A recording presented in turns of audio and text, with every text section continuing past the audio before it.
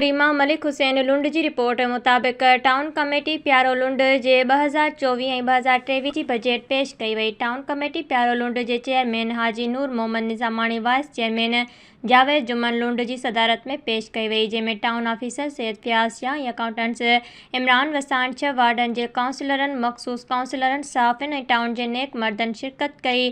Town committee Pyaro लुंड जी budget 14,83,88,243 रुपयनि जी पेश कई वई, जंहिंमें पघारुनि ऐं पेंशन ते ख़र्च 7,99,11,200 रुपया ऐं तरक़ियाती कमनि में बेवा औरतुनि जे लाइ सिलाई मशीन, मेन चौकनि ते सोलर स्ट्रीट लाइटुनि जे लाइ 4 करोड़, ऑफिस जे ख़र्च गाॾियुनि जे तेल 2,22,25,000 रखिया विया। चेयरमैन हाजी नूर मोहम्मद निज़ामाणी चयो त बजट सिंध हुकूमत खे मोकिली वेंदी, मंज़ूर थियण खां पोइ जल्द कमु शुरू कयो वेंदो।